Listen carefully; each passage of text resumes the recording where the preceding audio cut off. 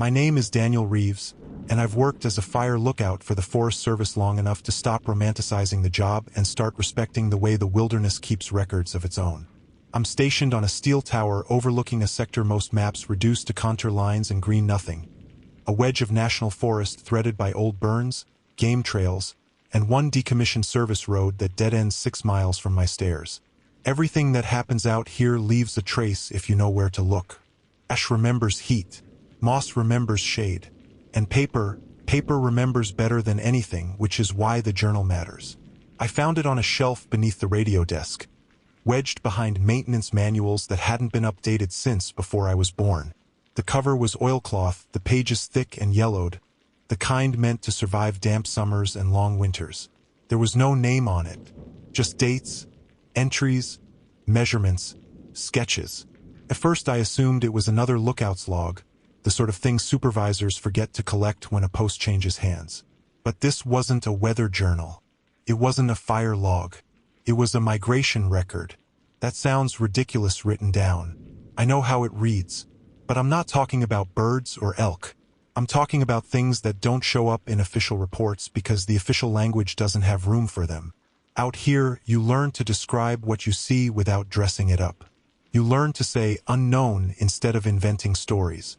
The journal never uses the word cryptid. It doesn't need to.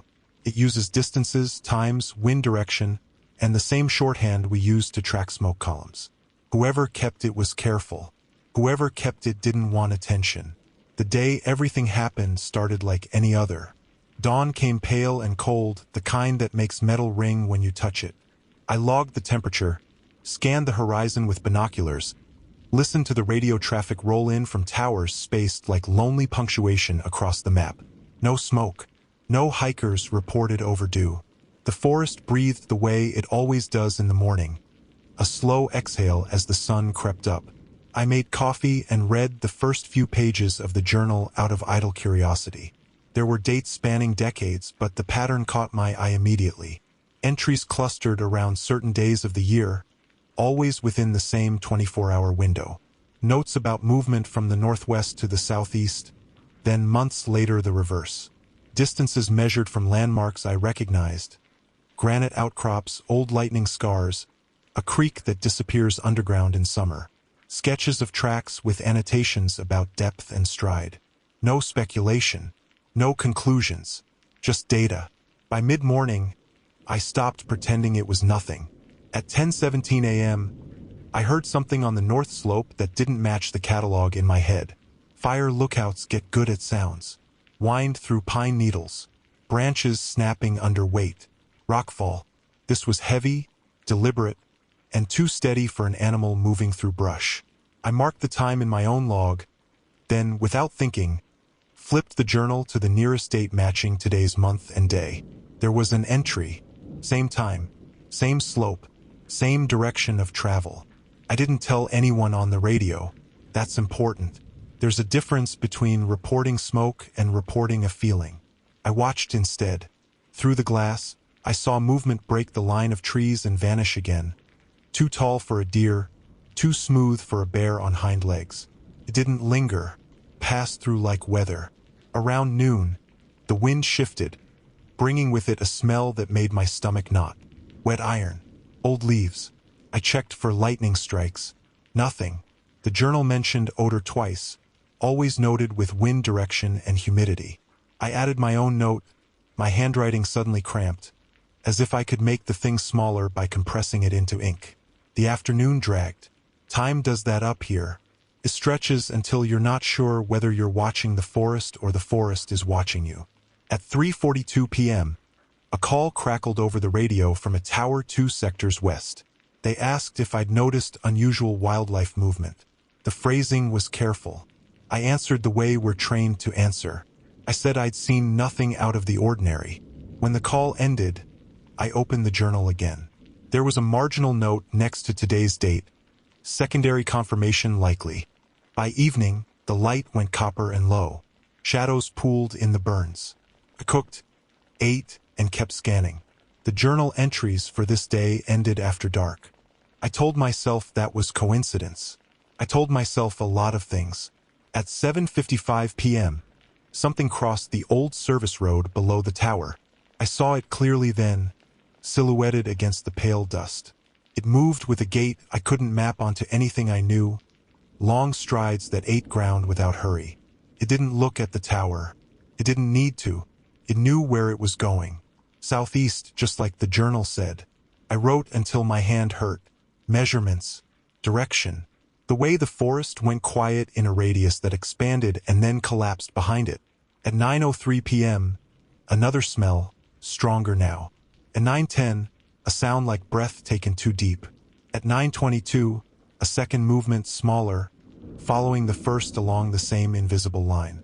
I understood then what the journal was proving. Not that these things exist in the way stories tell it, but that they move. That they pass through like migratory birds, using corridors older than roads, older than towers, older than us.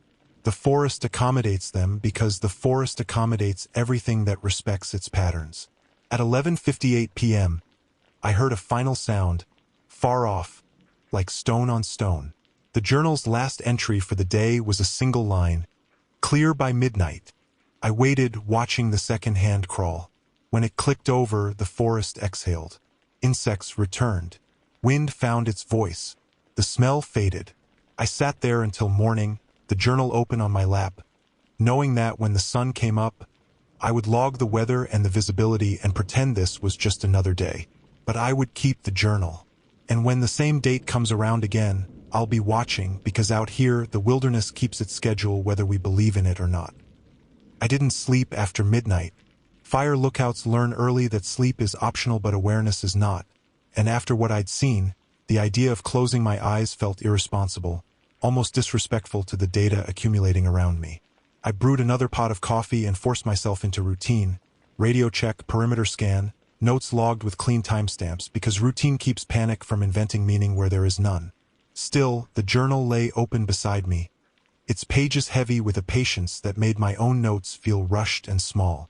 At 12:37 a.m., the temperature dropped faster than forecast. I verified the sensor twice. Sudden cold happens in the mountains, especially at night, but this wasn't a gradual slide. It was a step down, as if the air itself had crossed an invisible boundary. The journal had a symbol for it, a small square drawn next to the time, something the previous lookout used sparingly.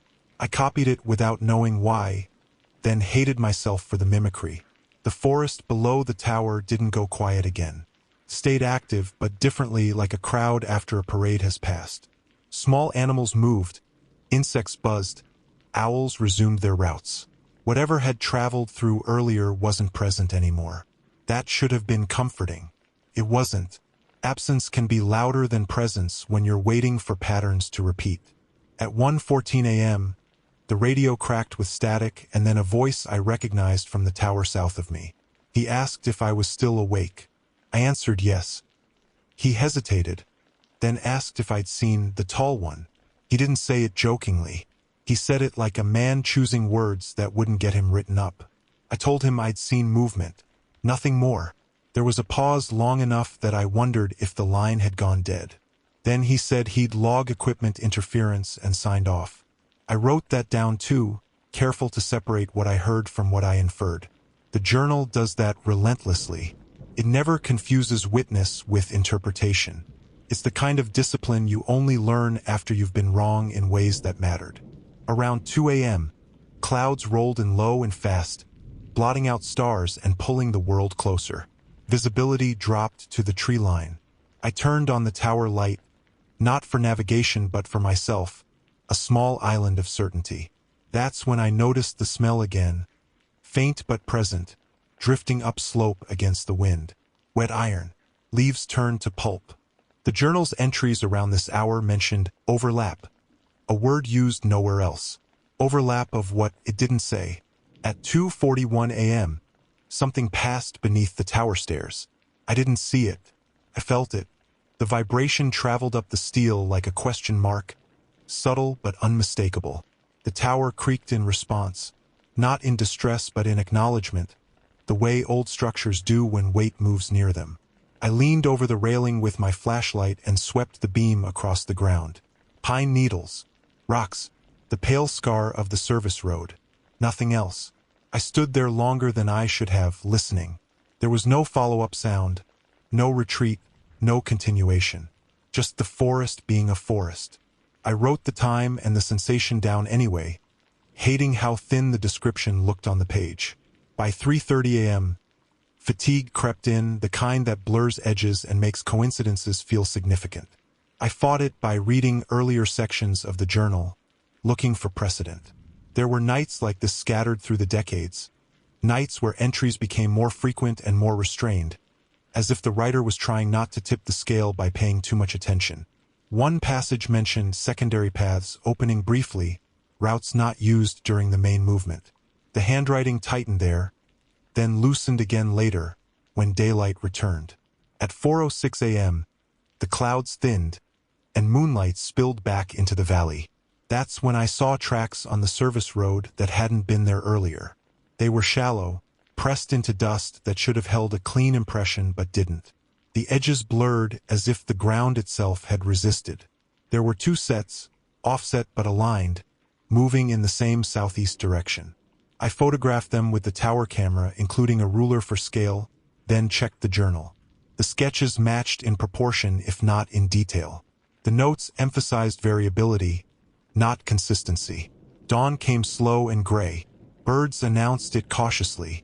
The journal's entries tapered off around sunrise, replaced by a single line, "Movement complete." I felt an irrational relief reading that, as if someone else had closed a door I'd been holding open all night. At 6:12 a.m., I reported routine conditions over the radio. No smoke, no incidents. The voice on the other end sounded tired too. I wondered how many of us were pretending this was just another shift, each alone in our towers, each with our own version of the same night. I spent the morning documenting soil samples near the tracks, temperature readings at multiple elevations. I stayed within protocol, but I also stayed close to the journal, cross-referencing times and locations until the forest floor felt like a map layered over another map, one I'd never been trained to read. Around 9 a.m., a helicopter passed overhead, ferrying supplies to a station farther east. I watched it go, the human noise briefly loud enough to flatten everything else.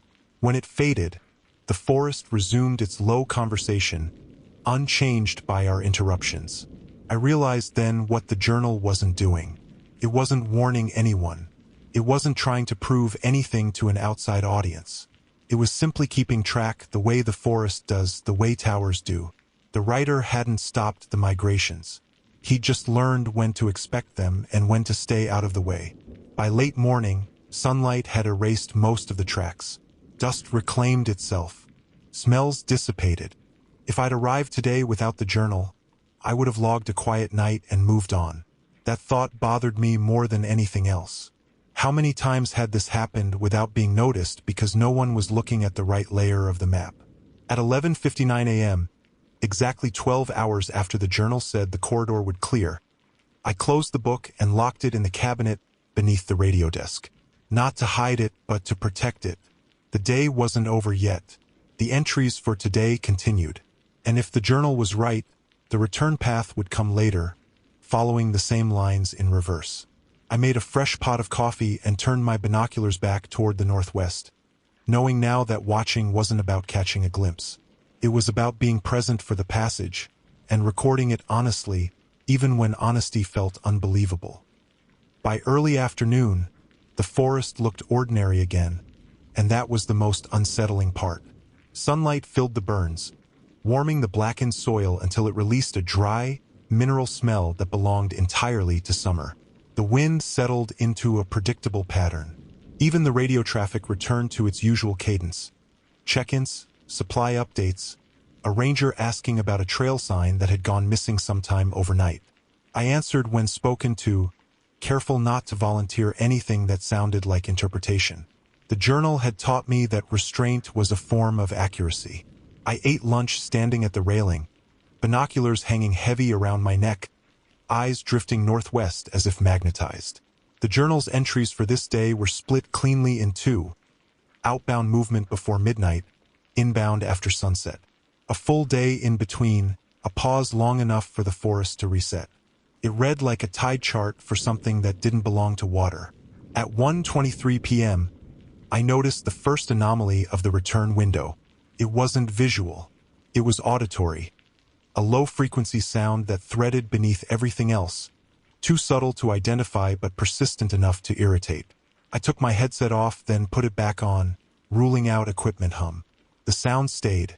The journal had no word for it, just a notation that looked like a stretched oval, repeated 3 times in the margins next to similar timestamps. I added my own version, trying to match the shape, aware of how strange it felt to mirror another person's private shorthand. The heat built steadily through the afternoon. By 3 p.m., thermals rose from the valley floor, warping the air above the trees. It made distant objects ripple and bend, a trick of light that can fool even experienced lookouts into thinking smoke is forming. I double-checked every shimmer. Nothing resolved into a column. Nothing demanded a call. Still, my pulse stayed high, as if my body had decided this was the part of the day when vigilance mattered most. At 4:11 p.m., I saw a line of movement along a game trail that didn't match any herd behavior I'd logged before. The trees themselves seemed to shift, branches flexing in sequence as if something large passed just out of sight. I marked the coordinates, then cross-referenced them with the journal. The same trail was sketched there, the same curve around a granite spur. The note beside it read, "Avoid direct sight." That sentence bothered me more than any drawing. It implied intent, not on the part of whatever was moving, but on the part of the observer. Whoever kept this journal had learned, at some cost, that seeing too much was a variable worth controlling.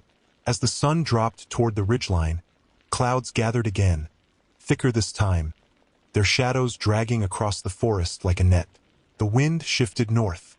With it came the smell, faint at first, then unmistakable. Wet iron.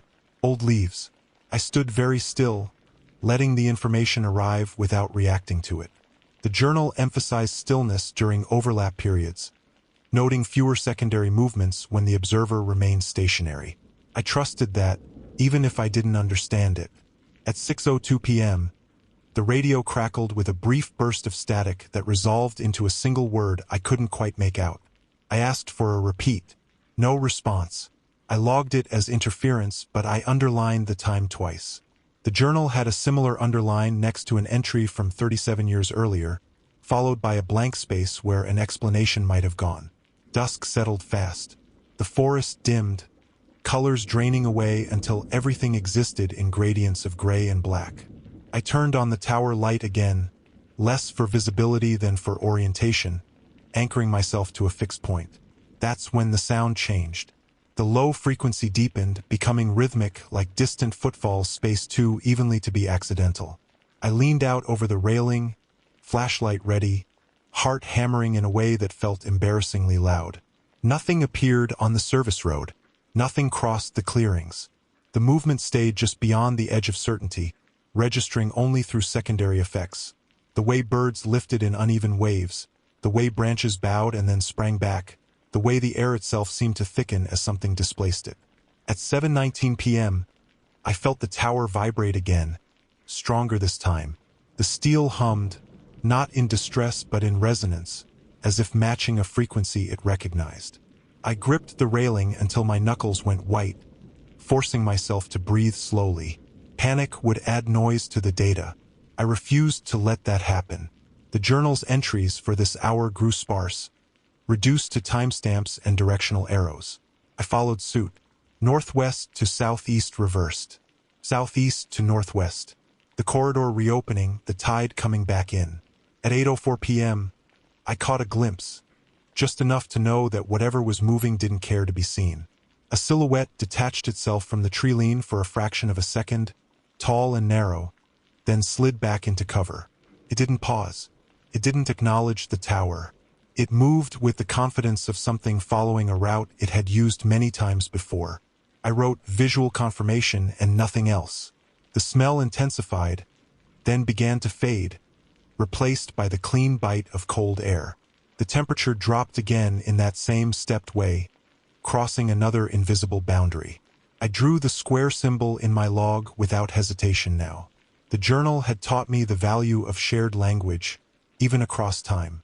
By 9:30 p.m., The forest sounds began to normalize. Insects returned. A coyote called from far off, its voice unstrained. The low-frequency hum receded until I had to strain to hear it at all. I checked the journal. The entries ended at 9:47 p.m. with a simple note, "Return complete." I waited past that, unwilling to trust the clock alone. At 10:15 p.m., I allowed myself to sit down for the first time in hours, exhaustion washing over me in a heavy wave. I realized then how much energy it had taken to remain neutral, to observe without reacting. The journal wasn't just a record of movement. It was a manual for endurance. At 11:02 p.m., I closed my own log for the day and placed it beside the older one. Two sets of notes, separated by decades, aligned on the same points. The weight of that settled on me slowly. This wasn't a fluke. It wasn't a one-time event. It was a pattern as reliable as seasons, as indifferent as weather. I lay down on the narrow bunk just before midnight, the tower creaking softly around me. Sleep came in fragments, shallow and unsatisfying, but it came. Before I drifted off, one thought surfaced and stayed with me. If these migrations had been happening this long, and if they followed routes this precise, then the forest wasn't hiding them. We were simply not part of the audience they cared about. I woke just after midnight to the sound of the tower settling, metal contracting as the temperature slid lower. For a moment, disorientation took me. The bunk, the narrow walls, the smell of old oil and pine sap, but the weight of the previous day returned all at once. I checked my watch. The same date, still the same day. The journal had been explicit about that. Everything happened within one cycle, a single rotation of the clock that bent inward on itself if you paid close enough attention. I sat up and listened. The forest was quiet, but not empty. There's a difference you learn over years of nights alone. Empty feels hollow, like sound has nowhere to land. This felt expectant, like a held breath. I swung my legs off the bunk and stood, joints stiff, fatigue clinging to me like damp clothes. I told myself I was awake enough to be reliable. The journal lay where I'd left it, my own log beside it. I flipped back to the earlier entries for this date, tracing the arc with my finger, outbound before midnight, inbound after dusk, overlap at night. What I hadn't seen yet was what the journal labeled simply as residuals. There were no times attached, just observations scattered through the margins in a different ink, thinner and more faded. Residuals. Disturbances that didn't fit cleanly into movement windows, effects that lingered after the corridor closed. At 12:18 a.m., the radio clicked on by itself. It wasn't a full transmission, just a burst of static, a carrier wave searching for something to land on. I reached for the handset, thumb hovering over the talk button, then stopped. The journal had a line underlined 3 times, "Do not initiate." I let the static run its course. After 10 seconds, the radio went silent again. I logged the event without commentary, forcing my breathing to stay slow. I stepped out onto the catwalk, the night air sharp enough to sting. The tower light cast a tight circle below, leaving everything beyond it in shadow. I scanned the service road and the adjacent tree line, binoculars useless in the dark. That's when I noticed the ground looked unsettled. Not disturbed in the way tracks disturb soil, but subtly rearranged, as if the forest floor had been combed in one direction and then released. At 12:47 a.m., a sound rose from the northwest that didn't belong to any animal I knew.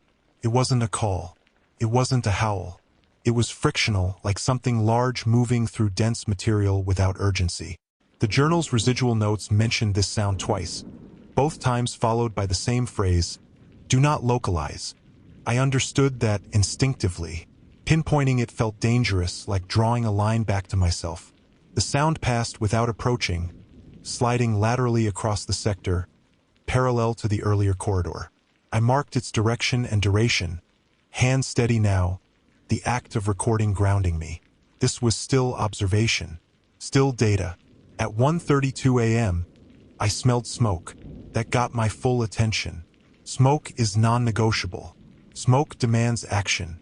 I scanned the horizon, heart rate spiking, every lookout's nightmare flashing through my mind.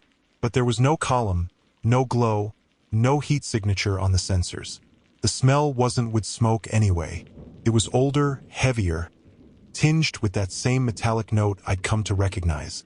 The journal had a margin note next to a similar time, olfactory false positive. I wrote the words down, hating how clinical they sounded for something that made my palms sweat. By 2 a.m., fatigue pressed in again, deeper this time, a dragging weight behind my eyes. The journal warned about this hour too, noting lapses, repeated entries, overwritten times. I fought it by pacing the tower, counting steps, forcing my mind to stay anchored to physical movement. When I stopped, I noticed the sound again, closer now but still indirect. The steel under my boots vibrated faintly, a sympathetic response. At 2:29 a.m., something struck the base of the tower. Not hard, not violently, just enough to register through the structure, a dull, resonant impact that traveled upward in a wave. I froze, listening for a follow-up that didn't come.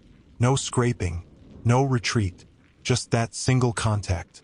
The journal's residual section had a small dot drawn next to a time almost exactly like this one. No explanation, no elaboration, just the dot. I didn't look down right away. I don't know why, except that some part of me understood that observation has limits, and crossing them changes the equation. When I finally leaned over the railing, flashlight in hand, the beam showed nothing but the base supports and the ring of disturbed soil around them.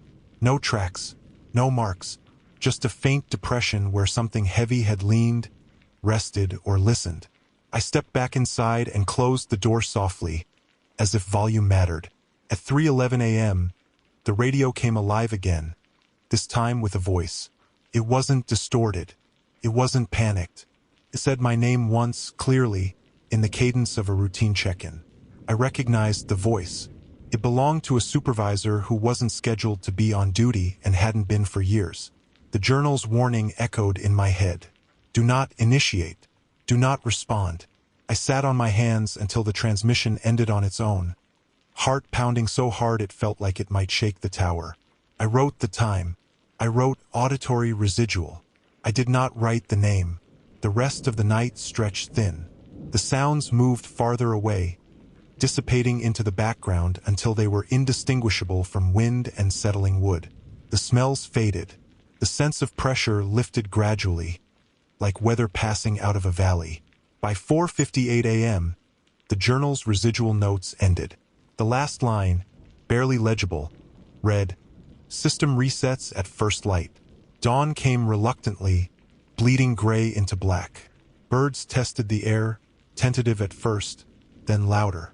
I stood at the railing and watched the forest reclaim itself, every ordinary sound a reassurance.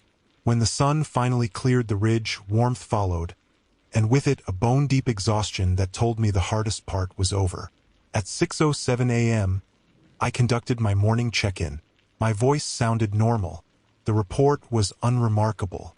No smoke, no incidents. On paper, it was a quiet night. Afterward, I returned to the journal and added a final note for the day, something the previous writer had done consistently. Not an observation, not a measurement. A reminder. I kept it simple the way he had. Corridor active. Observer unaffected. I closed the book and locked it away again, hands lingering on the cabinet door longer than necessary. The forest outside looked exactly as it always had, indifferent, expansive, alive. But now I understood what the journal had been proving all along.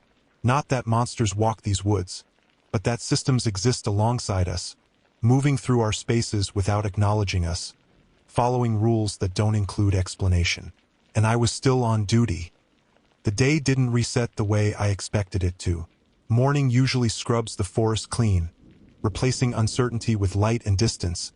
But this time the clarity felt superficial, like a surface polish over something unchanged beneath.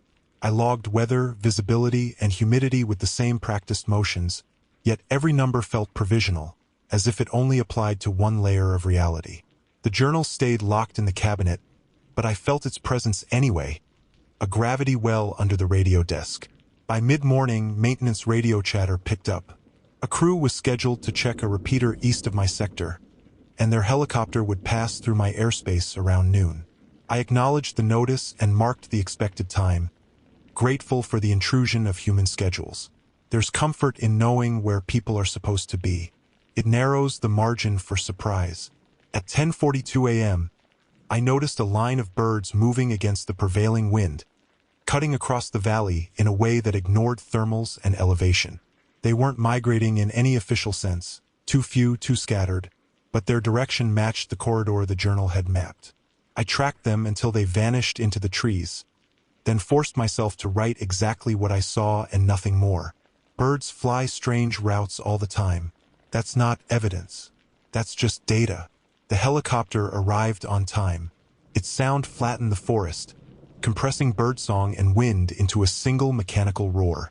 I stepped out onto the catwalk and watched it skim the ridge, red and white against green, undeniably real. For a few minutes, everything felt normal. When the noise faded, the forest rushed back in, but not quite the same. There was a lag, a hesitation, like sound re-entering a room after a door closes. At 12:09 p.m., I caught movement near the creek that disappears underground during summer. The water level was low, exposing pale stone and mud. Something crossed there quickly, leaving ripples that traveled upstream instead of down. I frowned at that and checked my bearings.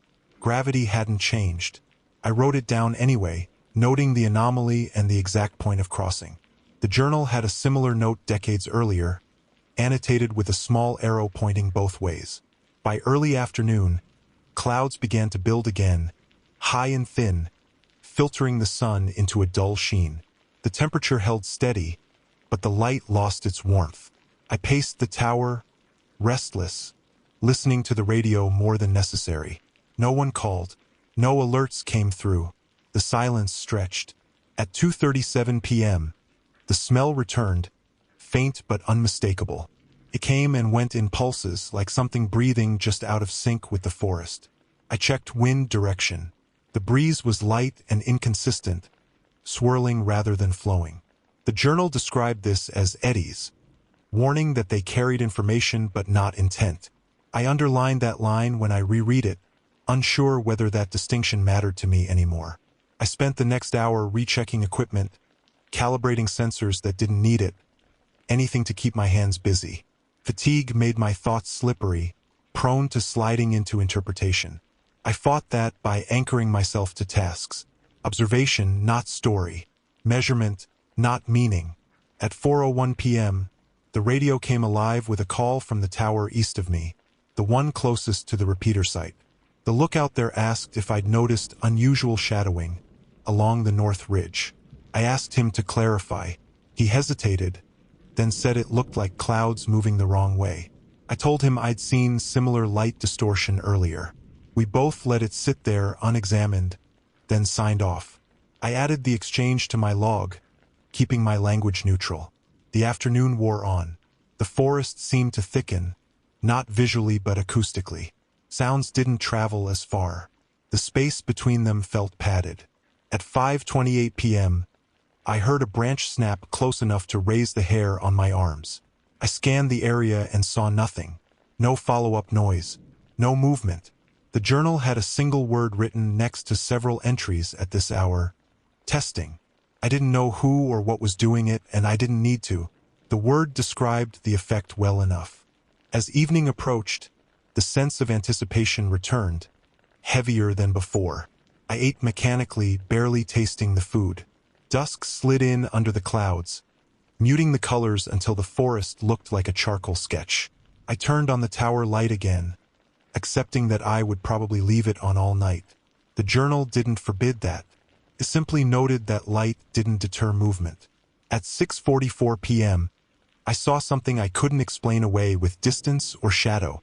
A shape moved between two stands of trees, low and fast, its outline resolving and dissolving as if it couldn't quite commit to form. It wasn't tall like the earlier silhouette. It wasn't heavy. It reminded me of a person crouched under a load, but it covered too much ground too quickly. I tracked it for 3 seconds before it vanished into thicker growth. My hands shook as I wrote the time down. I forced myself to add nothing else. The smell intensified again, accompanied by a faint warmth that had no source. The temperature reading didn't change, but the air against my skin felt different, charged. I remembered the journal's insistence that overlap periods weren't clean transitions. They bled. They frayed at the edges. At 7:12 p.m., the tower vibrated for the third time that day, a low hum that traveled up the supports and settled in my teeth. This wasn't a single impact. It was sustained like pressure applied and held. I braced myself against the desk, listening.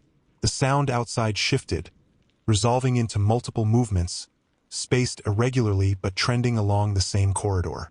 Northwest to southeast. Then a pause. Then nothing. I didn't look down. I didn't reach for the radio. I stood still and let the moment pass, repeating the journal's quiet mantra in my head. Observe, record, remain irrelevant. By 8:30 p.m., the pressure eased. The forest exhaled, sounds returning in uneven waves. I sat heavily on the bunk, suddenly aware of how drained I was. The journal lay locked away, but its structure guided me even now, reminding me that endurance mattered more than answers. At 9:18 p.m., the radio crackled with a routine check-in from dispatch. They asked for my status. I gave it. My voice didn't waver. When the call ended, I realized how close I'd come to hoping they would ask something else, something that would force me to speak plainly. The relief I felt at not being asked troubled me. Night settled fully. Stars winked through thinning clouds. The forest looked almost peaceful. I knew better now. Peace was just one of the states it passed through like everything else. I opened my log and reviewed the day so far. Outbound movement, inbound movement, residuals, testing, bleed-through. The journal had proven that these weren't isolated events but parts of a cycle, one that didn't care whether anyone understood it. I added one more line beneath the others, something for myself as much as for whoever might read this later. Daylight does not equal safety. It only equals visibility. I closed the book and leaned back, eyes on the dark beyond the windows, knowing the longest hours were still ahead, and that whatever moved through my sector tonight would do so with or without my consent. The first thing I noticed after full dark was how the forest stopped pretending. Daylight encourages performance. Birdsong, wind through needles, the illusion of constant motion. But night strips that away. What remained felt deliberate. Sounds happened because something caused them, not because the world was filling space. I kept the tower light on and sat at the desk, hands folded, listening to the radio's soft hiss like a pulse. At 9:57 p.m., the temperature dropped again, sharper than before. The sensor confirmed it. Another step, another boundary crossed. I marked it with the square symbol without hesitation. The journal had made it clear that these drops weren't weather in the conventional sense. They were indicators like mile markers on a road you couldn't see. I stood and stepped back onto the catwalk, scanning slowly, forcing myself to move my head instead of my eyes. Peripheral vision lies at night. The forest beyond the light's reach looked flat and depthless, a wall rather than a space. That's when I noticed the absence of insects. Not fewer, none. The silence had weight to it, pressing inward.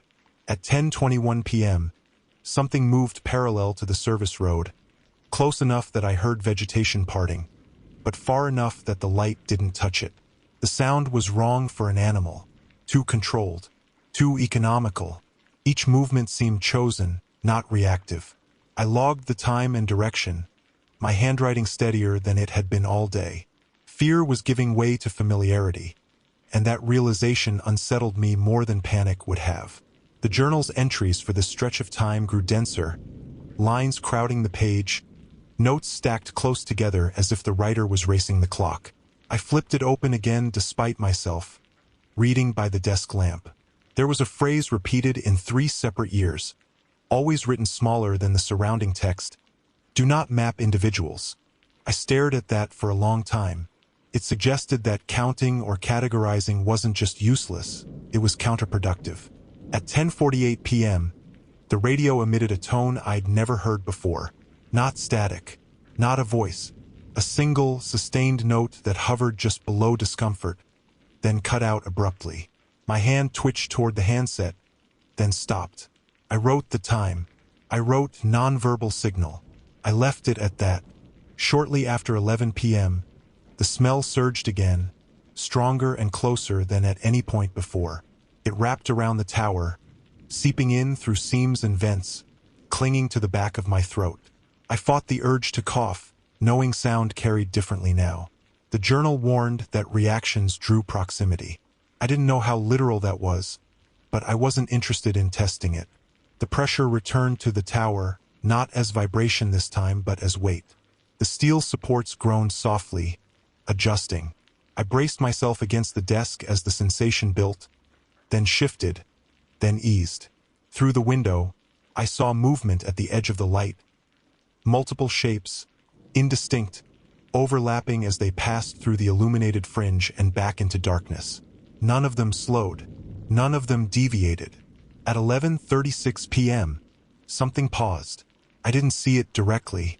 I felt it in the way the forest held still around it, like a skipped beat.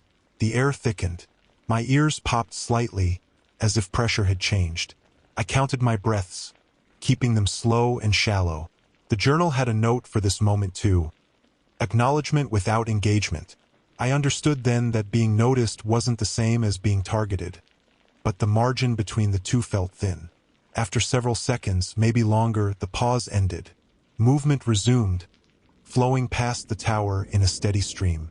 I watched until my eyes ached, until the shapes thinned and the sounds softened, until the corridor felt empty again. The journal marked this as the end of the main passage, but there was still one section left for the day. At 12:02 a.m., the date should have changed. My watch ticked over. The clock on the radio desk followed.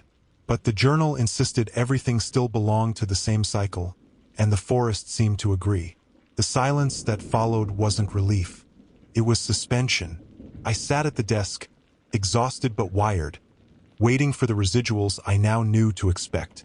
They came quietly, a faint scrape near the base of the tower, a whisper of movement that never resolved into sound, a shadow that didn't align with any light source. Each one brief, isolated, as if whatever lingered behind was tidying up, erasing edges. At 12:41 a.m., I heard footsteps on the stairs. They were slow and deliberate, the metal ringing under each step. Not heavy enough to strain the structure, not light enough to dismiss. My heart hammered, but my body stayed still, locked into a posture I didn't remember choosing.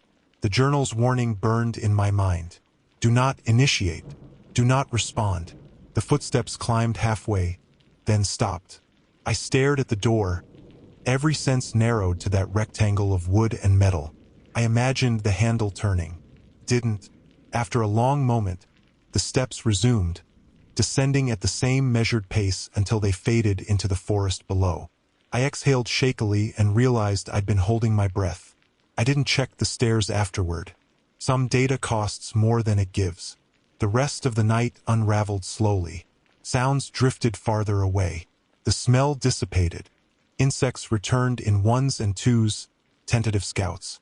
By 2 a.m., the forest had mostly reclaimed itself, leaving behind only the sense that something significant had passed through and moved on. I finished my entries with aching hands, pages crowded with times and arrows and symbols that now felt like a second language. The journal's final note for the cycle was simple, written with unusual care. Observer persists. I added my own line beneath it, matching the tone, resisting the urge to editorialize. Tower intact, sector clear. At 3:58 a.m., the sky began to lighten imperceptibly, a thinning of black rather than true color.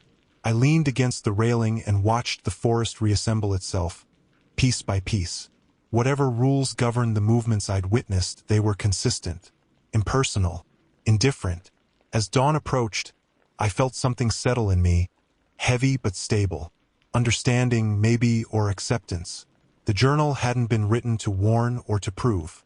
It was a tool, a way to survive proximity to a system that didn't acknowledge us except as obstacles or landmarks. When the sun finally broke the horizon, warmth followed, and with it the familiar exhaustion of a long shift. Birds resumed their songs. Wind moved through the trees with renewed confidence. If anyone had arrived then, they would have seen nothing unusual. I stayed on the catwalk until full daylight, letting the last of the tension drain away. The cycle was complete, for now, and I knew, with a certainty that felt earned rather than imagined, that when the next marked date arrived, the corridor would open again, and the forest would remember exactly how to make room.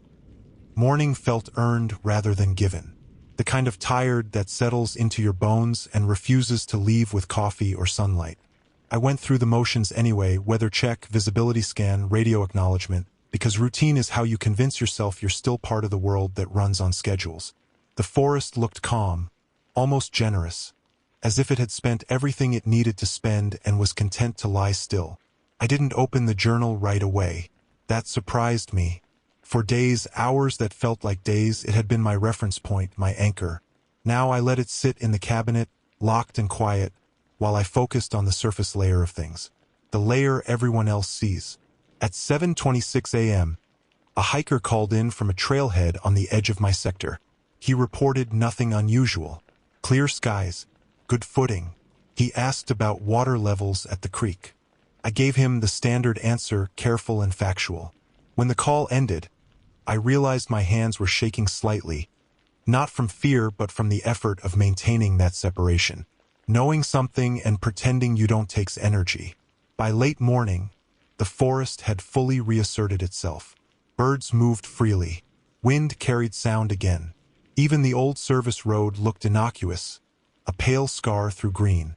If there were signs of the night's passage, they were subtle enough to hide from casual notice. Dust smoothed over depressions. Bent grass straightened. The forest is good at cleanup. At 10:03 a.m., I noticed the first thing that didn't fit. A line of ants crossed the catwalk near the base of the tower, moving in a tight, purposeful column that ignored crumbs and debris. They followed a straight path from one support to another, then disappeared back into the trees. I watched them until the last one vanished, then wrote it down, aware of how ridiculous it would sound to anyone else. The journal had an entire section on invertebrate behavior during active cycles. Whoever wrote it hadn't dismissed anything as too small to matter. Around noon, a ranger truck pulled up at the end of the service road. That alone was unusual. Visits were rare and almost always scheduled. I watched as Ranger Ellis stepped out, shielding his eyes as he looked up at the tower. He waved. I waved back, relief cutting through me like a breath of fresh air. Another human presence felt grounding. Ellis climbed the stairs, boots ringing on metal. When he reached the top, he took one look at my face and frowned. He didn't ask if I was okay. He asked how long I'd been awake. I told him the truth. He nodded, as if that confirmed something he already suspected. We talked about mundane things at first. Weather patterns. A down signpost near the southern trail. He mentioned increased reports of weird vibes from campers over the past week. Said it with a half-smile that didn't reach his eyes. I kept my responses neutral. Observation, not interpretation. Eventually, he glanced at the cabinet beneath the radio desk. "You find the old book yet?" he asked casually. My stomach tightened. I asked him what he meant. Ellis shrugged. Every tower's got one or had one. Not official. More like institutional memory. He paused, choosing his words. They don't talk about it in training anymore. I didn't unlock the cabinet. I didn't deny anything either. I just asked how long he'd known. He leaned against the railing and looked out over the forest. Long enough, he said. Long enough to know it's better if one person keeps track instead of everyone trying to make sense of it at once. That was the closest either of us came to naming it. We stood there in silence for a while, two men watching trees sway. Ellis didn't ask to see the journal. That felt important. He trusted it was being handled. Before he left, he gave me a piece of advice that sounded like a joke but wasn't. Don't try to be brave about it, he said. Bravery implies resistance. This isn't something you resist. After he drove off, the forest seemed to settle again, as if it approved of the exchange. The afternoon passed quietly, too quietly. I kept expecting something. Another sound, another smell, another ripple, but nothing came. The journal's later entries for this day were sparse, almost dismissive, as if the system had finished its work and no longer required attention. At 4:17 p.m., I finally opened the cabinet and took the journal out. I reread the last page, then flipped forward. There were blank pages beyond, many of them. Space for more cycles, more notes, more observers. The realization hit me slowly. This wasn't a relic. It was an assignment. As evening approached, I felt a low-grade tension return, not tied to any immediate stimulus. Anticipation without a target. The journal warned about this phase too, describing it as echo stress, the body reacting to patterns even when the pattern isn't active. I logged my heart rate, elevated but steady. At 6:52 p.m., the radio crackled with a brief advisory from dispatch about weather moving in overnight. I acknowledged it. Rain would help obscure things, wash away more traces. The journal noted precipitation as neutral, neither helping nor hindering. Another reminder that nature doesn't take sides. Dusk came, and with it a strange calm. I watched shadows stretch and merge, feeling almost peaceful. That's when the thought occurred to me, unbidden and unwelcome. If these migrations had routes this precise, then human structures like towers weren't obstacles. They were reference points. At 8:09 p.m. I felt it, a subtle shift not in the forest but in my own perception. As if my awareness had widened, tuned to a frequency I hadn't known existed before. The journal described this as adaptation, noting that long-term observers reported fewer fear responses and more anticipatory cues. I didn't know whether to be grateful or alarmed. The night passed without incident. No sounds, no smells, no vibrations. I slept in short stretches, waking often but not to any specific trigger. When dawn arrived, it felt like confirmation rather than relief. I completed my morning report and sent it in. Routine, normal, acceptable. On paper, the sector had been quiet for days. Afterward, I sat at the desk and wrote one final entry for this cycle, something the previous observer had done only once, near the end of his tenure. It wasn't a measurement or a warning. It was a handoff. System understood. Observation continues. I closed the journal and locked it away, not because I was done with it, but because I finally understood its purpose. It wasn't meant to expose anything. It was meant to ensure continuity. Someone would always be here, watching, not interfering, not resisting, just making sure the forest's other traffic moved through without incident. As the sun climbed higher, warming the tower, I realized something that should have scared me but didn't. I wasn't afraid of the next marked date. I was prepared for it. The rain arrived just after midnight, light at first, then steady, drumming against the metal roof and turning the tower into a hollow instrument. I lay awake listening to it, cataloging the sound the way I'd learned to catalog everything else. Rain was neutral. The journal was clear about that. It erased traces, softened edges, reset surfaces, but it didn't interrupt the system. If anything, it made transitions cleaner. I got up around 12:22 a.m., not because something woke me, but because my body decided sleep was finished. That had become another signal I trusted. I made coffee, weaker than usual, and stood by the window watching the forest blur into overlapping shades of black and silver. The rain collapsed distance. Everything felt closer. At 12:41 a.m., the radio clicked softly, not enough to count as a transmission. I didn't touch it. The journal described this as line conditioning, a term I recognized from old communications manuals. Something testing pathways. Something making sure routes were still viable. The rain intensified.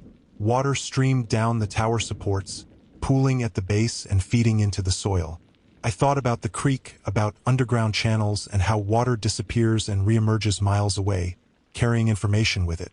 The journal had an entire appendix devoted to subterranean movement, annotated heavily, as if the writer had wanted to understand what happened below the visible layer.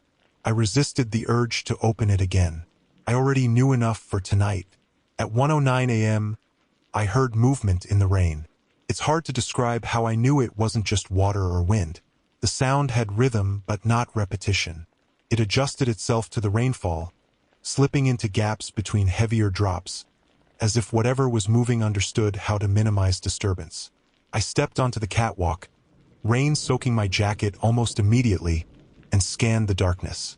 The tower light caught fragments, branches shaking, leaves shedding water, but nothing solid. Still, the sense of proximity grew. Not approach, presence. The journal used that word sparingly, always underlined once, never twice. At 1:34 a.m., the temperature stepped down again. The square symbol. Another boundary crossed. I felt it in my teeth. A faint ache, like pressure change before a storm. The rain shifted direction without the wind changing, slanting briefly toward the northwest before settling back into its previous pattern. I logged it, noting the discrepancy.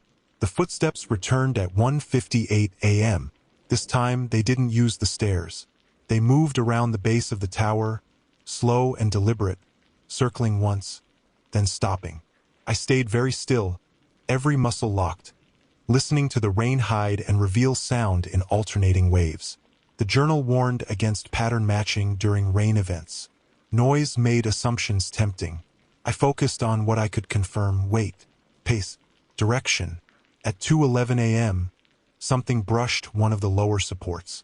Not a strike. Contact. The steel rang softly, a dull note that lingered longer than it should have.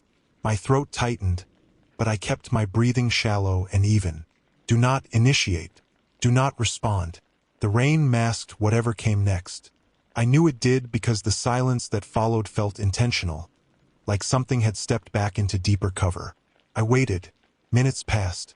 Then more. The forest slowly resumed its baseline sounds, rain reclaiming dominance. I went back inside and sat at the desk, hands trembling now that the immediate pressure had eased. I wrote everything down, careful and precise. No adjectives. No conclusions. At 2:49 a.m., the radio transmitted a short burst of numbers. Coordinates. They meant nothing to me in isolation, but I recognized the format immediately. Old grid system, decommissioned decades ago. The journal had a folded map tucked into its back cover that used the same reference points. I didn't unfold it. I didn't need to. The message wasn't for navigation. It was confirmation. Confirmation of what I couldn't say. Only that something had checked in where it was supposed to. The rain tapered off around 3:30 a.m., leaving the forest dripping and hushed. Mist rose from the ground, clinging low, turning trees into partial silhouettes. Visibility dropped to almost nothing beyond the tower light. I stayed awake through it, fatigue buzzing behind my eyes but never quite overtaking me. At 4:04 a.m., the smell returned one last time, faint and distant, carried on cooling air. Not close, not threatening. The journal described this as tailing, the final sign of movement leaving a sector. I wrote the word down, matching the handwriting as closely as I could.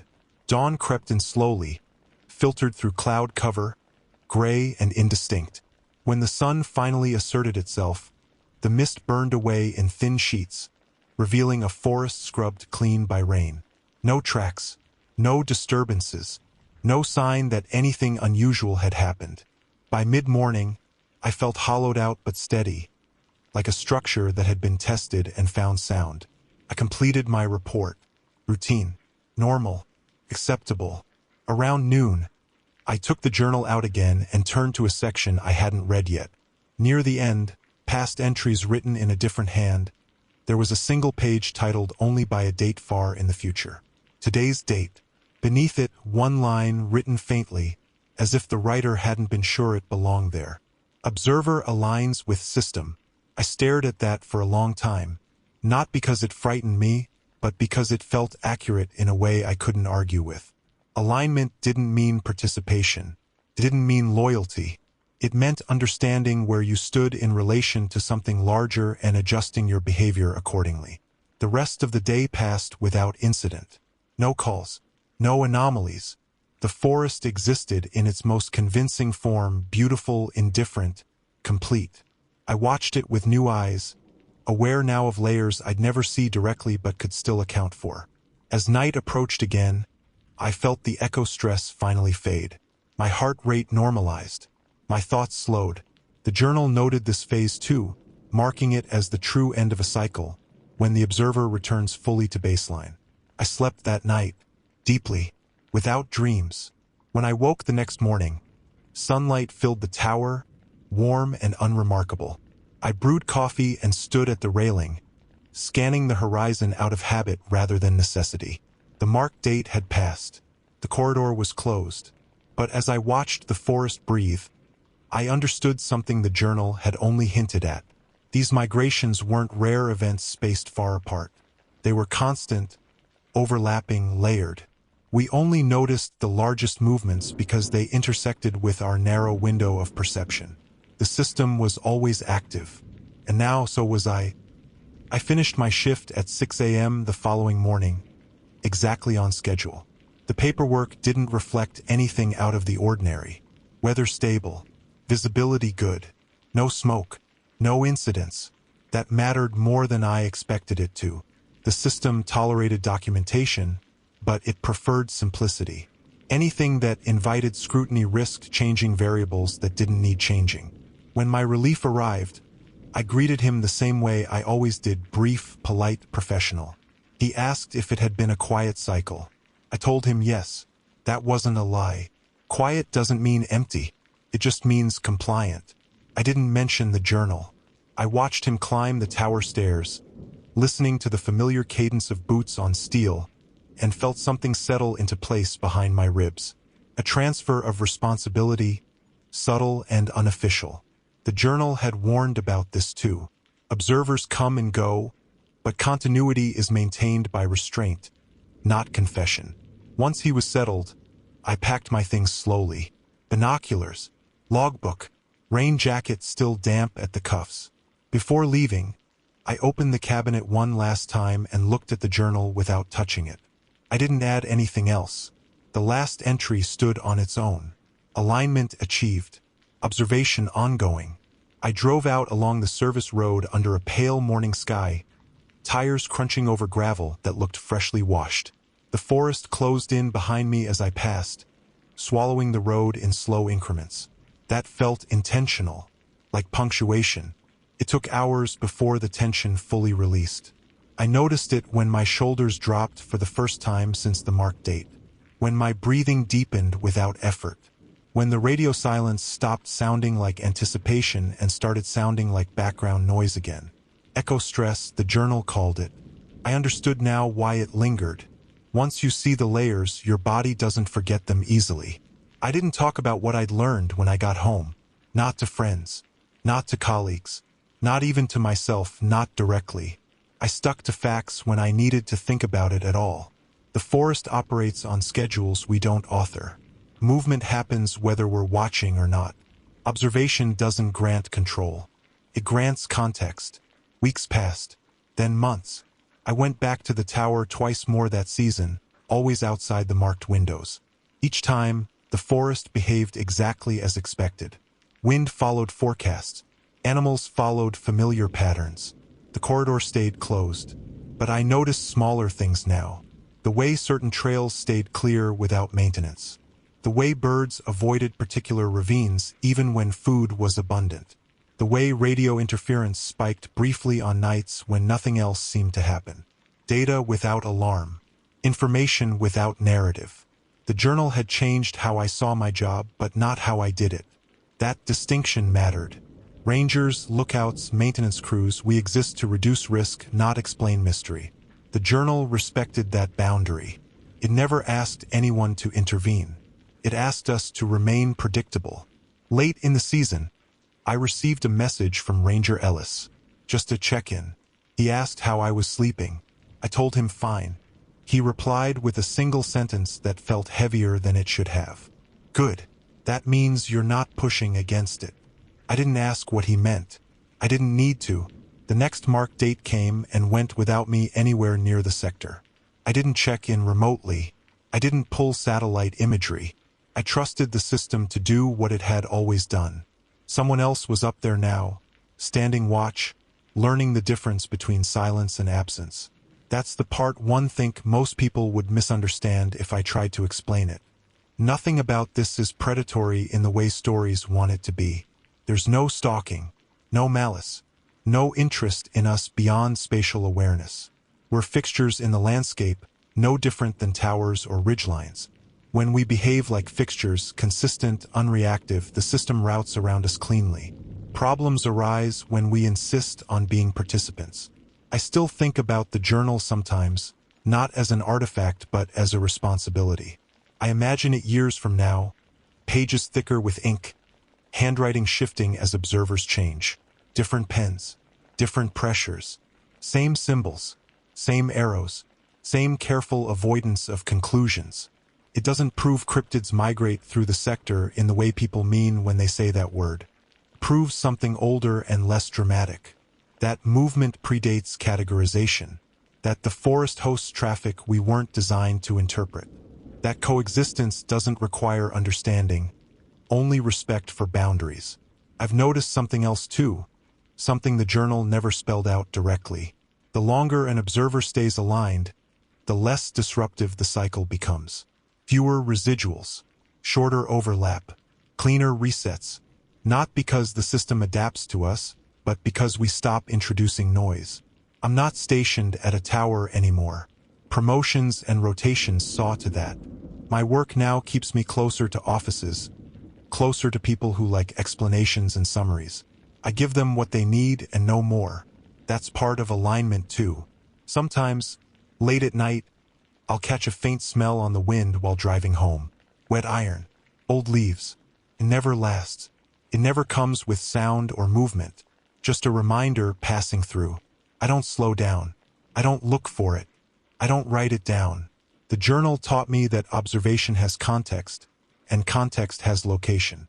You don't carry it everywhere. You respect where it belongs.